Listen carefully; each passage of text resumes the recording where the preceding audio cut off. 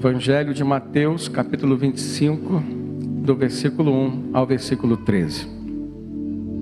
O reino dos céus será, pois, semelhante a 10 virgens que pegaram suas candeias ou lamparinas e saíram para encontrar-se com o noivo. 5 delas eram insensatas e 5 eram prudentes.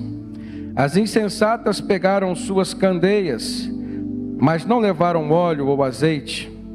As prudentes, porém, levaram óleo em vasilhas junto com suas candeias. O noivo demorou a chegar e todas ficaram com sono e adormeceram. À meia-noite ouviu-se um grito: o noivo se aproxima, saiam para encontrá-lo. E todas as virgens acordaram e prepararam suas candeias.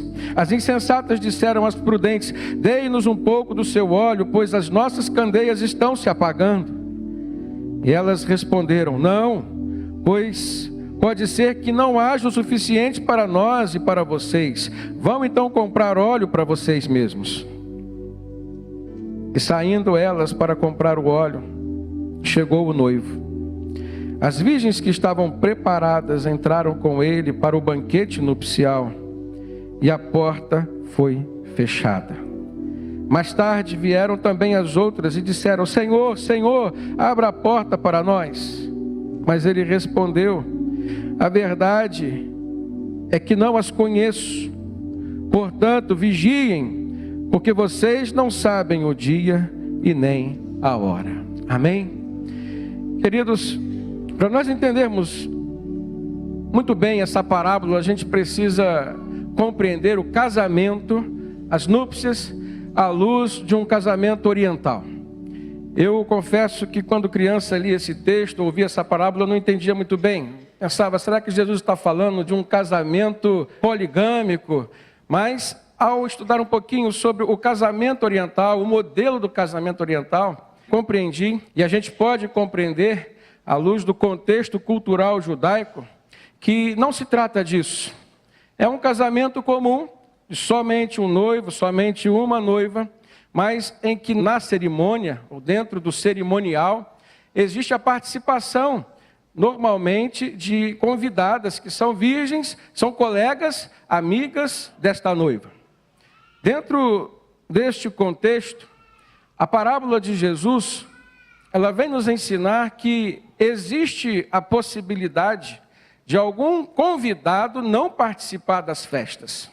É lógico que Jesus não estava usando uma parábola para ensinar sobre casamento judaico a quem era judeu, que sabia muito bem. Pelo contrário, ele estava usando como metáfora a cerimônia do casamento judaico para quem era judeu, que entendia muito bem, para que pudesse compreender uma outra coisa acerca da volta dele, que haveria de consumar a chamada da sua igreja, aquela que o apóstolo Paulo vem conceituar como a noiva de Cristo, para justamente esse casamento eterno, o encontro celestial definitivo com Deus nos céus.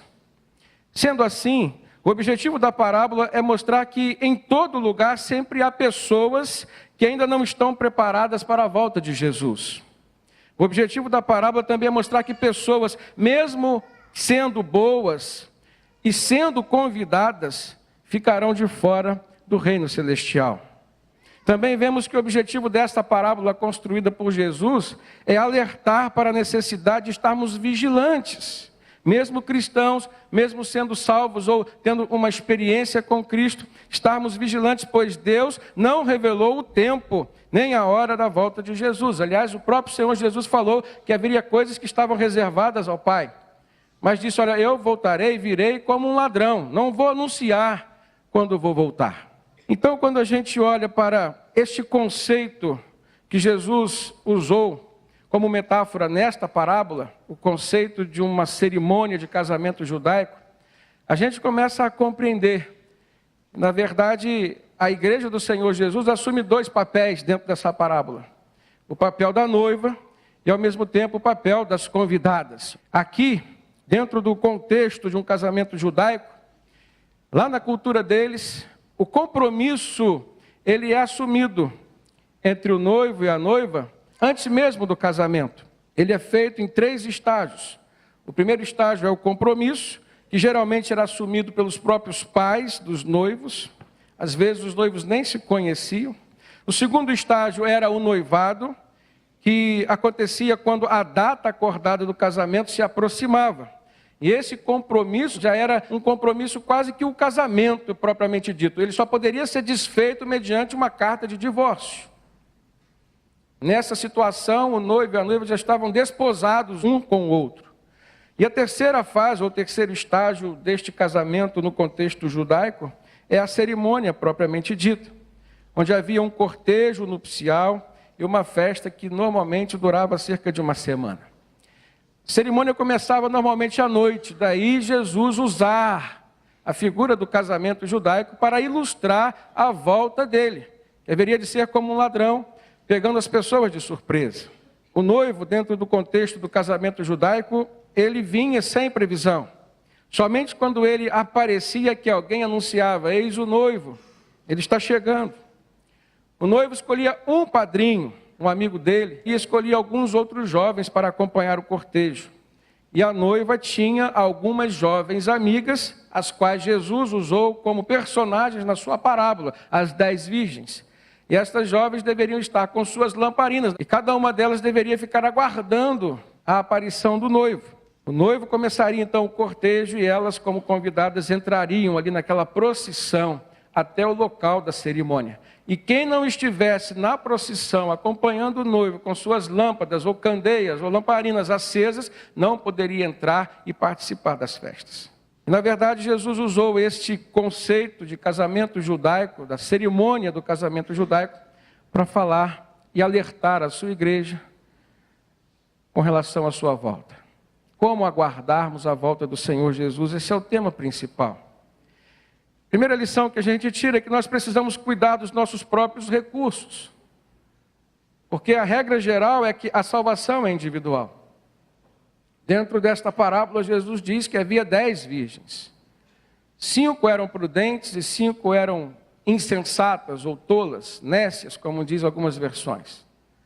E aquelas que eram prudentes foram assim chamadas, assim qualificadas, porque além do azeite que estava nas suas candeias ou lamparinas, elas levaram azeite reserva, porque elas não sabiam quando que o noivo haveria de vir. Mas a metade delas, as outras 5 virgens, foram denominadas virgens insensatas, justamente porque não se prepararam, não levaram o azeite reserva, e quando estavam ali aguardando a vinda do noivo, ambas pegaram no sono. Mas quando elas acordaram mediante o anúncio, o noivo já tinha chegado. Aquelas insensatas olharam para as suas lâmpadas e viram que o azeite estava acabando. Não lhes seria suficiente para que pudessem acompanhar o cortejo, a procissão e chegar a consumar a sua presença na festa. Eu trago esta parábola para a reflexão da igreja do Senhor Jesus hoje. Não só na perspectiva de trazer o alerta ao qual Jesus se referiu, a estarmos vigilantes, mas também para levantar aqui a reflexão do conceito de salvação que é individual, irmãos. Quantas pessoas têm vivido como amigos do Evangelho? Quantas pessoas têm desenvolvido a sua espiritualidade baseada na espiritualidade do seu cônjuge, dos seus pais? Eu tenho um amigo que diz assim, olha, eu tenho uma esposa que é crente. O que ela fala comigo, o que ela recebe do direcionamento de Deus, eu sempre sigo porque dá certo. Eu olhei para ele e falei assim, e você? E ele baixou a cabeça e falou assim, pastor, eu preciso melhorar muito na minha vida. Quantas pessoas hoje têm a alegria de ter um pai ou ter uma mãe que oram por eles? Isso é maravilhoso, irmãos. Mas o fato de termos pessoas que intercedem por nós, que são nossos arrimos no que diz respeito ao quesito da oração, da intercessão, isso não nos garantirá a salvação. Isso pode até nos garantir livramento na nossa vida aqui. Quando nós olhamos que existem recursos espirituais, dos quais nós precisamos lançar mão para vivermos aqui, mas na perspectiva do tempo que ainda viveremos lá na eternidade com Deus. Jesus, quando fala sobre o azeite necessário para que as lâmpadas pudessem estar acesas, ele está falando desses recursos, que na verdade têm sido e se tornado cada vez mais escassos na vida de muitos cristãos. É interessante que nesta parábola Jesus usa a figura das virgens como sendo as convidadas. Jesus fala depois, muitos serão chamados, mas poucos serão escolhidos. Eu tiro um retrato da igreja cristã hoje. Eu não posso quantificar como Jesus quantificou, mas eu vejo que existe uma quantidade de crentes insensatos, assim como existe uma outra quantidade de crentes prudentes. E que essa prudência, de fato, está associada aos recursos espirituais que nós temos cultivado e que nós temos guardado no nosso coração. Quantas vezes nós fracassamos no quesito de relacionamento com Deus, porque tem nos faltado perseverança, porque tem nos faltado fé, porque tem nos faltado oração, porque tem nos faltado conhecimento da palavra. A verdade, irmãos, é que esse conceito de recurso espiritual, ele é individual. Esse conceito de recurso espiritual, ele é intransferível. Porque a nossa salvação é individual. Lá no livro de Atos, a gente vê o relato do momento em que Paulo e Silas estavam na prisão, falando do Evangelho, e estavam na prisão porque estavam falando antes do Evangelho. Mas Paulo carregava consigo um comportamento que é exemplo para todos nós hoje. Ele falava do Evangelho todo o tempo de sua vida. Ele chega a dizer para o jovem Timóteo, seu filho na fé, pregue a palavra insta a tempo e fora de tempo. Ou seja, qualquer momento é momento de pregar a palavra. E por Paulo ser assim, mesmo estando preso, ele pregou aos prisioneiros, ele pregou ao carcereiro. Naquela cidade onde eles estavam, Deus mandou um terremoto e as celas caíram, as cadeias se romperam. Aquele carcereiro, quando percebeu que não tinha mais o controle de todos os seus detentos, ele quis dar cabo da sua própria vida e Paulo o impediu. E aquele homem, por ter ouvido a palavra de Deus, chegou para Paulo e disse, o que farei para ser salvo? A vida de Paulo, o comportamento de Silas, foi algo que cativou o coração daquele carcereiro. E a palavra do apóstolo foi, creia no Senhor Jesus Cristo e será salvo tu e a tua casa. Mas para que a salvação pudesse chegar na casa daquele carcereiro, a gente vai ver depois que ele convidou Paulo e Silas, deu uma refeição para eles, eles ficaram ali, pregaram a palavra para a família do carcereiro e todos daquela casa foram batizados para a glória do Senhor. Amém? Primeira pergunta que eu faço para os irmãos, dentro dessa direção de que a salvação é individual. Se você já conquistou a sua, o que você tem feito para levar a salvação às pessoas a quem você mais ama? Quantos cultos domésticos você já fez ou deixou de fazer? Quantas pessoas têm fechado as portas de sua casa para uma reunião de célula, por exemplo? Essa parábola que Jesus falou, ela vem nos alertar com relação a necessidade de nós cultivarmos os recursos espirituais necessários para o desenvolvimento da nossa salvação e da nossa família. Em segundo lugar, eu aprendo nessa parábola que nós precisamos estar vigilantes, prontos e preparados para não perdermos a oportunidade que o Senhor Jesus nos dará. No versículo 13 ele diz, portanto vigiem, porque vocês não sabem o dia e nem a hora. Na verdade, Deus já apontava para isso desde o Antigo Testamento. No livro do profeta Amós, capítulo 4, versículo 12, ele diz, por isso ainda os castigarei, ó Israel, e porque eu farei isto com você? Prepare-se para encontrar-se com o seu Deus, ó Israel. Isso vem nos mostrar que o preparo para nós nos encontrarmos com Deus muitas vezes passa por uma intervenção cirúrgica do próprio Deus.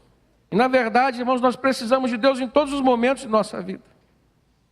Deus muitas vezes, Ele está conosco e na maioria das vezes Ele precisa fazer uma intervenção dentro de nós, no nosso espírito, no nosso relacionamento espiritual, ou seja, na nossa espiritualidade, para nos tornar aptos a continuarmos nos relacionando com Ele.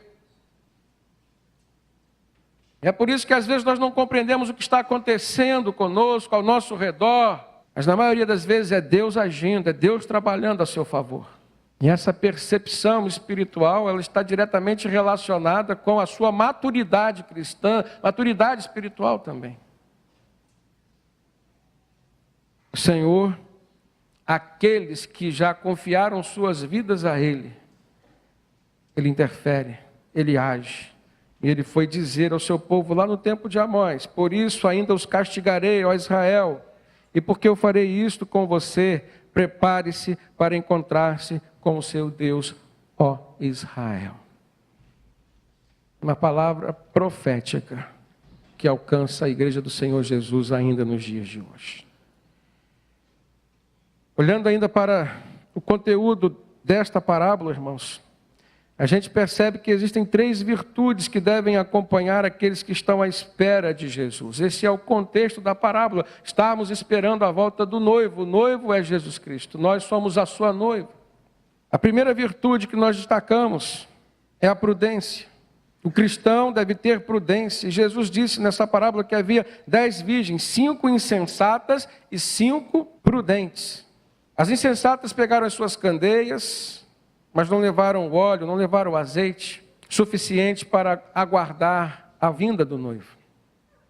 Quando a gente olha para o elemento que faz com que a luz esteja acesa dentro de uma lamparina ou de um lampião, e aqui o texto usa a candeia, a gente vai verificar que se trata do mesmo elemento que era usado na unção, na consagração de pessoas e de objetos. O azeite representava a presença do Espírito Santo. Não havia e nem há ainda hoje unção se não houver a presença do Espírito Santo. O derramamento do Espírito Santo aconteceu de fato em Pentecostes. E a partir daquele evento, marcou-se então a fundação da igreja cristã, a qual nós fazemos parte. E a partir daquele evento, o derramamento do Espírito Santo, que já havia sido profetizado por Joel, no seu livro no capítulo 2, todos aqueles que aceitam a Jesus Cristo, que se entregam a Cristo com fé e arrependimento de pecados, recebem dele o Espírito Santo. Ou seja, há sobre mim, há sobre você a presença e a unção do Espírito Santo. Agora, em que medida? Uma medida suficiente para nós aguardarmos a volta do Senhor? Uma medida suficiente para a qual nós poderíamos ser qualificados como crentes prudentes? A medida através da qual o Espírito Santo opera em nós, irmãos, está diretamente relacionada ao nosso desejo de sermos submissos à vontade de Deus. É através do Espírito Santo que Ele comunica a sua vontade a nós. É através da presença do Espírito Santo em nós e nós sentimos Deus agindo dentro de nós. Perceba a necessidade da unção, a ação do Espírito Santo sobre a vida do cristão. Dentro da sua casa, os seus filhos estão a te observar. Dentro da tua casa, o teu cônjuge está a te observar. No seu ambiente de trabalho, as pessoas estão a te observar. Você é uma amostra do Evangelho de Jesus, daquilo que a unção do Espírito Santo pode fazer na vida de uma pessoa que a Jesus se entrega. E essas palavras vêm à nossa igreja hoje, irmãos, como um sentido de orientação, mas sobretudo como um sentido de alerta. A questão é, temos sido uma igreja prudente? Você tem sido um crente prudente? O apóstolo Paulo escreveu aos Tessalonicenses, na sua primeira carta, capítulo 5, versículo 1 inicialmente. Ele diz: irmãos, quanto aos tempos e épocas, nós não precisamos escrever-lhes, pois vocês mesmos sabem perfeitamente que o dia do Senhor virá como um ladrão à noite. E quando disserem paz e segurança, então de repente a destruição virá sobre eles, como dores à mulher grávida, e de modo nenhum escaparão. O que Paulo está nos ensinando nesse texto é que neste tempo em que nós aguardamos a volta do Senhor Jesus, Ele não nos imunizou dos sofrimentos. São tempos de tribulação. Para muitos são tempos de perseguição. Graças a Deus nós estamos dentro de um país livre. Mas as perseguições, elas existem ainda. Elas estão disfarçadas, não vêm pela parte do governo, na maioria das vezes. Mas quem nos persegue, a gente sabe. A origem da perseguição aos cristãos está em Satanás, irmãos. E ele vai usar o instrumento que estiver disponível em suas mãos. A questão é, que escolhas nós temos feito? Que pode entrar ou não dentro da sua casa? Está nas tuas mãos essa decisão. Uma igreja com maturidade espiritual, ou seja, uma igreja amadurecida espiritualmente, ela já não aceita mais viver dentro desses padrões.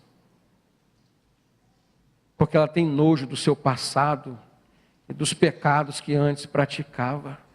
É o mínimo que se espera de um crente maduro. As coisas velhas já passaram, e eis que tudo se fez novo. Será que realmente tudo tem se feito novo na sua vida? Você tem vivido novidade de vida dentro do seu lar, no seu casamento, na criação dos seus filhos, no seu ambiente profissional? Querer viver novidade aqui dentro da igreja talvez seja muito fácil, aliás, não é fácil. A palavra de Deus, ela pode transformar a sua vida. A Bíblia diz que ela é viva e eficaz. Mas se você não absorver, se você não quiser, ela não vai te transformar. Você precisa querer. Esse é o primeiro passo. Por isso que Paulo escreve aos Efésios, capítulo 5, versículo 15 em diante, ele diz: tenham cuidado com a maneira como vocês vivem, que não seja como insensatos. Paulo usa a mesma palavra, o mesmo termo que Jesus usou na parábola das 10 virgens, se referindo às 5 que não tinham azeite suficiente, que não tinham unção espiritual suficiente. Tenham cuidado com a maneira como vocês vivem, que não seja como insensatos, mas como sábios. E ele continua dizendo: aproveitando ao máximo cada oportunidade, porque os dias são maus. Portanto, não sejam insensatos, ele fala mais uma vez, mas procurem compreender qual é a vontade do Senhor. Se nós não compreendermos qual é a vontade do Senhor para a nossa vida, irmãos, nunca alcançaremos a prudência necessária, requerida por Cristo até a sua volta.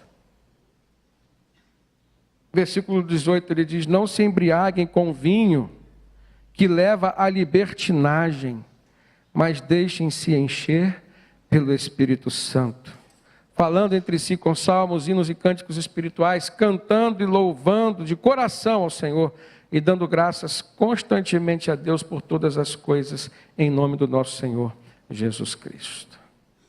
Jesus também falou sobre a prudência, sobre a vigilância em outros momentos, não só nessa parábola. Quero trazer a luz para os irmãos, Mateus 7, no versículo 21 ele diz: nem todo aquele que me diz, Senhor, Senhor, entrará no reino dos céus, mas apenas aquele que faz a vontade de meu Pai que está nos céus. Muitos me dirão naquele dia: Senhor, Senhor, não profetizamos nós em teu nome?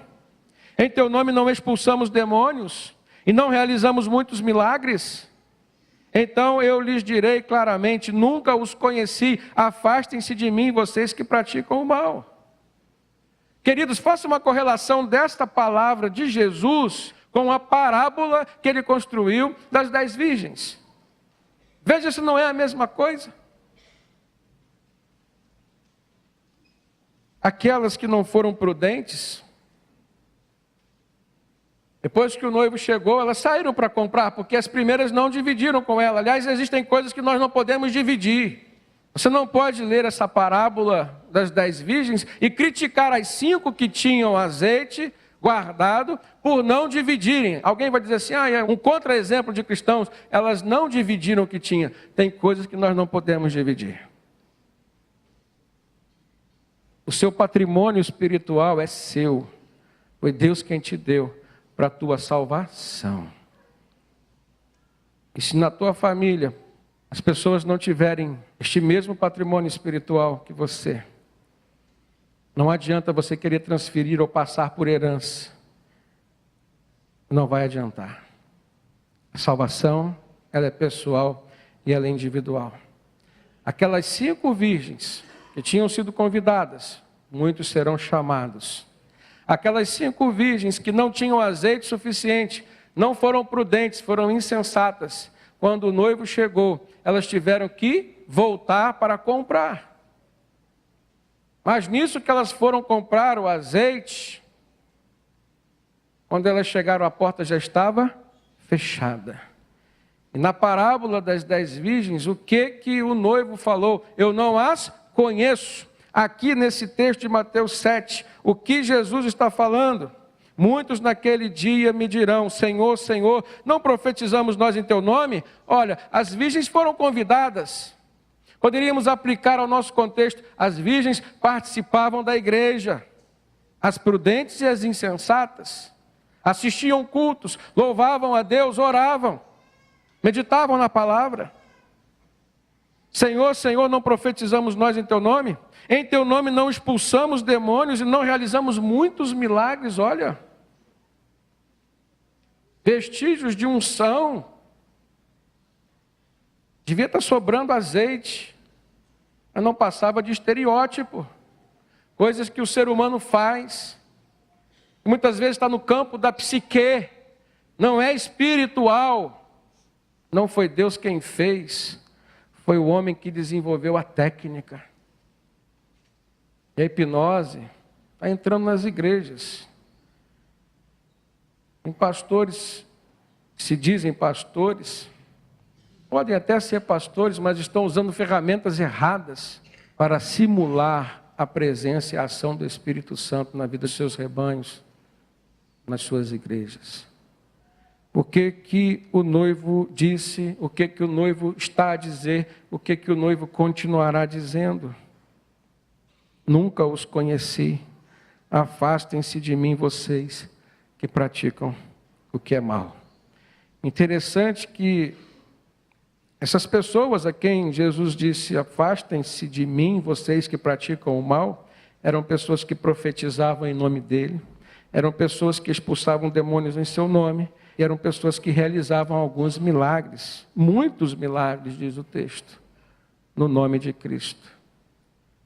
Mas de fato nunca se fizeram conhecidas pelo Senhor, portanto nunca pertenceram ao Senhor. Quero trazer isso a uma reflexão mais profunda um pouco, porque às vezes o que tem norteado o nosso relacionamento com Deus, e o que nós temos usado como elemento quantificador e qualificador da nossa espiritualidade, tem sido expressões simplesmente humanas, como essas aqui. Profetizar, expulsar demônio, até fazer milagre. Mas o que Jesus está revelando, que nem sempre isso é marca de uma espiritualidade verdadeira. Nem sempre isso será a marca da ação, do poder direto de Deus na vida de alguém e através de alguém. No versículo 24, Jesus fala, portanto, quem ouve estas minhas palavras e as pratica, é como um homem prudente que construiu a sua casa sobre a rocha. Caiu a chuva, transbordaram os rios, sopraram os ventos, bateram com ímpeto contra aquela casa e ela não caiu, porque ela tinha seus alicerces na rocha. E aí Jesus conclui esse texto dizendo, mas quem ouve estas minhas palavras e não as pratica, é como um insensato que construiu a sua casa sobre a areia. Caiu a chuva, transbordaram os rios, sopraram os ventos e deram com ímpeto contra aquela casa, e ela caiu, e foi grande a sua ruína. Existe uma promessa dada por Jesus a nós, igreja dele, quando ele perguntou para os seus discípulos, quem as pessoas estão dizendo que eu sou? Eles disseram, uns dizem que tu és Elias, outros dizem que tu és Jeremias, ou alguns dos profetas. E quem vocês dizem que eu sou? E aí Pedro se levantou e representando os discípulos disse, tu és o Cristo, Filho de Deus vivo, aquele que haveria de vir para salvar a humanidade.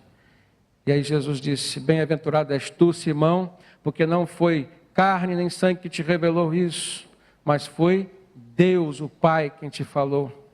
E eu te digo mais, tu és Pedro, e sobre esta pedra eu edificarei a minha igreja, e as portas do inferno não prevalecerão contra ela. Essa é a promessa que nós estamos aferrados hoje. Agora a questão é, irmãos, quando nós olhamos à luz do que Jesus está falando, muitas vezes nós podemos estar enganados no conceito de igreja. Muitas vezes aquilo que é a igreja aos olhos dos homens não é a igreja verdadeira aos olhos de Deus. Uma igreja insensata, o vento vai bater com ímpeto contra ela, as chuvas, as tempestades, e ela vai cair. Por quê? Porque apesar de ser igreja, entre aspas, não está edificada sobre a rocha que é Cristo. Mas a igreja prudente, ou seja, a igreja verdadeira, essa resistirá aos ventos. Sobre esta está a promessa de que as portas do inferno não prevalecerão contra ela. Como que você está hoje? Você pode ser classificado como um crente prudente, ou Jesus te classificaria como um crente insensato. Lá no Getsêmani, Jesus, à beira já do seu sacrifício na cruz por nós, ele chama 3 dos seus discípulos mais próximos, Pedro, Tiago e João, e os chama para orar. E por 3 vezes, quando Jesus retornou ao encontro dos seus discípulos, ele encontrou-os dormindo. E a palavra de Jesus para eles foi: vigiai e orai para que não entreis em tentação. O espírito, na verdade, está pronto, mas a carne é fraca. Quando nós olhamos para Jesus dizendo o espírito, na verdade, está pronto, irmãos, nesse contexto, a palavra se refere às faculdades superiores da mente humana. Ele está falando do espírito com letra minúscula aqui nesse texto. Quando nós olhamos as palavras do apóstolo Paulo lá em Romanos 7, a partir do versículo 15, dizendo: eu não compreendo o que faço, pois eu não faço aquilo que eu desejo, mas eu faço aquilo que eu odeio. E se faço o que não desejo, admito que a lei é boa, mas nesse caso não sou eu mais que o faz, mas o pecado que habita em mim. Ele diz: o bem que eu quero fazer eu não faço, mas o mal que eu não quero, isso é o que eu faço. Ó miserável homem que sou. Esse é o reflexo do espírito de Paulo. Estava preparado, mas é o reflexo também da sua carne, que era fraca. Acho interessante que Paulo, com toda a unção, com todo o azeite que aquele homem carregava consigo, ele chega a dizer: eu estou fraco na carne. Ora, se o grande apóstolo Paulo chegou a viver isso, imagine nós. Quando ele diz: o espírito está pronto, Jesus está dizendo, está pronto, é do termo prótomos, do grego, que significa disposto, inclinado, preparado. Você pode estar preparado espiritualmente, mas você, além de ser espírito, você também é matéria, você é carne. E Jesus está dizendo: vigiai e orai para que não entreis em tentação. O espírito, na verdade, está pronto, mas a sua carne é fraca. Lá em Romanos 8,13, Paulo diz: pois se vocês viverem de acordo com a carne, vocês morrerão. Mas se pelo Espírito fizerem morrer os atos do corpo, vocês viverão. Porque todos os que são guiados pelo Espírito de Deus, esses são os filhos de Deus. Amém, igreja? Essa é a igreja verdadeira do Senhor Jesus. Outra virtude que nós encontramos nesta parábola como sendo algo pertinente à vida do cristão é a paciência. No versículo 5 de Mateus 25, diz que as virgens, elas foram tomadas de um sono profundo e adormeceram, aguardando o noivo. Nenhuma das virgens sabia o tempo que levaria para o noivo ser anunciado. Mas o cansaço do dia refletiu durante a noite. E o sono foi algo natural. Trazendo isso para os nossos dias. Às vezes é o cansaço, é o desgaste do nosso dia a dia, que tem causado um sono espiritual profundo na vida dos cristãos, que os tem impedido de discernir não só o tempo da volta de Jesus, mas as coisas que vêm dos céus. Precisamos despertar desse sono, irmãos. A igreja do Senhor Jesus precisa acordar. Eu vejo nos céus um Deus entristecido com esse sono profundo do espírito e da alma dos seus filhos. Jonas, quando desobedeceu às ordens do Senhor, comprou uma passagem e foi para Tarsis, direção oposta a Nínive, para onde ele deveria ter ido. E quando a embarcação onde ele estava, já estava por naufragar, o que Jonas estava fazendo, irmãos? Dormindo. É possível que você esteja dormindo hoje, com a sua família naufragando, seus filhos indo para o inferno, ou até mesmo você. Aquelas virgens adormeceram. Mas a palavra de Deus nos motiva a termos perseverança, e perseverança tem tudo a ver com paciência, que é fruto do Espírito em nossa vida. Na segunda carta do apóstolo Pedro, capítulo 3, ele diz assim, a partir do verso 11, visto que tudo assim será desfeito, que tipo de pessoas é necessário que vocês sejam? Vivam de maneira santa e piedosa, esperando o dia de Deus e apressando a sua vinda. Naquele dia os céus serão desfeitos pelo fogo e os elementos se derreterão pelo calor. O apóstolo Paulo fala na primeira carta aos Tessalonicenses, capítulo 5, versículo 6. Portanto, não durmamos como os demais, mas estejamos atentos e sejamos sóbrios. Pois os que dormem, dormem de noite, e os que se embriagam, embriagam-se de noite. Nós, porém, que somos do dia, sejamos sóbrios, vestindo a couraça da fé e do amor, e o capacete da esperança da salvação. E ele conclui dizendo, porque Deus não nos destinou para a ira, mas para recebermos a salvação por meio do nosso Senhor e Salvador Jesus Cristo. Amém? Por último, eu destaco a virtude da responsabilidade. As virgens que eram prudentes, elas também tiveram paciência para aguardar o noivo, não desistiram, mas elas tiveram responsabilidade para abastecer-se com o azeite necessário para entrarem naquele cortejo nupcial e participarem das bodas. Essa responsabilidade, ela recai sobre mim, ela recai sobre você. São as escolhas que nós fazemos todos os dias. São as nossas opções. Nós é que temos que querer, nós é que temos que buscar o renovo do Espírito Santo sobre nós. E quando nós fazemos assim, muitas vezes isso se traduz na nossa vida por meio do serviço cristão. O cristão, quando está envolvido na obra de Deus, servindo ao Senhor da maneira como Deus quer, normalmente ele sente essa responsabilidade de se abastecer, porque para fazer conforme Deus quer, não pode ser feito com aquilo que você tem de maneira natural, mas precisa ter o sobrenatural de Deus na sua vida, que é a unção do Espírito Santo. E eu quero te convidar a refletir nesse momento. Será que se Jesus voltasse hoje, você seria encontrado como as 5 virgens prudentes? Ou ele te encontraria como as 5 virgens insensatas?